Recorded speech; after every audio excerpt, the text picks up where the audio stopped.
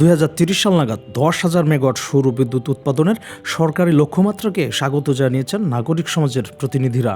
সোমবার রাজধানীর জাতীয় প্রেস ক্লাবে আয়োজিত এক সংবাদ সম্মেলনে তারা এই লক্ষ্যকে সময়োপযোগী পদক্ষেপ হিসেবে বর্ণনা করেন এবং তাদের পক্ষ থেকে একটি সুস্পষ্ট, স্বচ্ছ ও ন্যায়ভিত্তিক পথনকশা উপস্থাপন করেন। অনুষ্ঠানটির আয়োজন করে Action Aid Bangladesh, Just Energy Transition Network, JETNET BD এবং Bangladesh Sustainable and Renewable Energy Association. এতে মূল বক্তব্য উপস্থাপন করেন শফিকুল আলম ও জাকির হোসেন খান। মার্কিন গবেষণা প্রতিষ্ঠান institute for energy economics and financial analysis IEEFA এর lead energy analyst Shafiqul Alam বলেন, আমদানি নির্ভর জ্বালানি ব্যবস্থার কারণে বাংলাদেশকে নানা চ্যালেঞ্জ মোকাবেলা করতে হচ্ছে। রাশিয়া ইউক্রেন যুদ্ধ, মধ্যপ্রাচ্যের অস্থিরতা ও হরমুজ প্রণালীর ঝুঁকির কারণে বৈশ্বিক জ্বালানি সরবরাহে অনিশ্চয়তা তৈরি হয়েছে। ওভারঅল যদি আমরা আমাদের ইম্পোর্টেড ফসিল ফুয়েল ডিপেন্ডেন্স সেটা যদি দেখি, তাহলে আমাদের যে বিদ্যুৎ খাত আছে সেখানে বিদ্যুৎ উৎপাদনে আমরা 65% মতো আমদানি নির্ভর জীবাশ্ম জ্বালানির উপর নির্ভর করছি। অন্যদিকে জ্বালানি খাত অর্থাৎ প্রাথমিক জ্বালানি যেটা আছে সেখানে যদি বায়োমাসকে বাদ দেওয়া হয় তাহলে এটা 62.5% আমাদের আমদানি করতে হয়।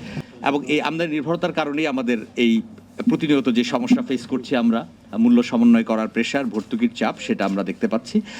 অন্যদিকে নবায়নযোগ্য জ্বালানি যেটা অনেকটা ন্যাচারাল হেজ বা প্রাকৃতিক সুরক্ষা হিসেবে কাজ করে, আন্তর্জাতিক বাজারে যখন জীবাশ্ম জ্বালানির মূল্য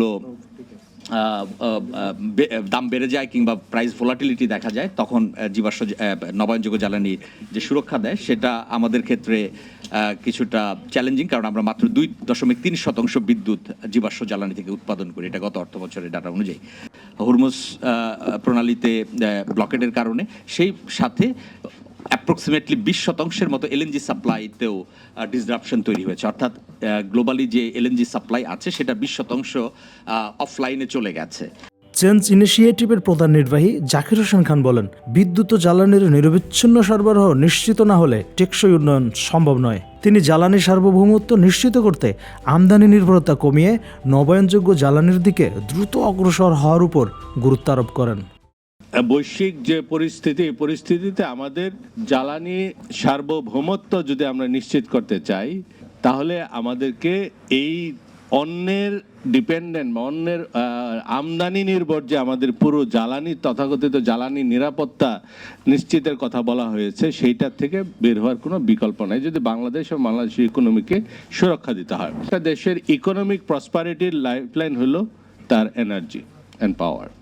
তো সেইটা যদি আপনি কোনো কারণে ডিসরাপশন হয়, আনইন্টারাপ্টেড না হয় এবং সেইখানে নিরবিচ্ছিন্ন সরবরাহ না হয়, তাহলে আপনি রপ্তানিও করতে পারবেন না। একই সাথে আপনি চাইলেও স্থানীয়ভাবে মানুষের যে জীবনের বা জীবিকার মান উন্নয়ন সেটা নিশ্চিত করা সম্ভব হবে না।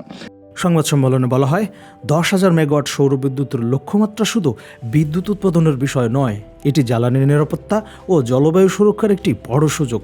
এ লক্ষ্য অর্জনে আর্থিক ও নীতিগত সংস্কার, বিশেষ তহবিল গঠন, শুল্ক ছাড় এবং সোলার সেচ সম্প্রসারণের আহ্বান জানানো হয়। পাশাপাশি বিকেন্দ্রীকৃত বিদ্যুৎ উৎপাদন, স্মার্ট গ্রিড প্রযুক্তি এবং পাবলিক প্রাইভেট পার্টনারশিপ জোরদারের প্রস্তাব দেওয়া হয়। বক্তারা বলেন, সৌরবিদ্যুৎ ফার্নেস অয়েলের কার্যকর বিকল্প হতে পারে, যা ডিজেল নির্ভরতা কমিয়ে পরিবেশ ও অর্থনীতিতে ইতিবাচক প্রভাব ফেলবে। সার্বিকভাবে 2030 সালের এই লক্ষ্যমাত্রা বাস্তবায়ন করা গেলে তা বাংলাদেশের জ্বালানি খাতে এক নতুন দিগন্ত উন্মোচন করবে, যেখানে টেকসই উন্নয়ন, জ্বালানি নিরাপত্তা এবং পরিবেশ সুরক্ষা একসঙ্গে এগিয়ে যাবে। রিয়াজুল ইসলাম রিয়াজ, দ্য ফাইন্যান্সিয়াল এক্সপ্রেস।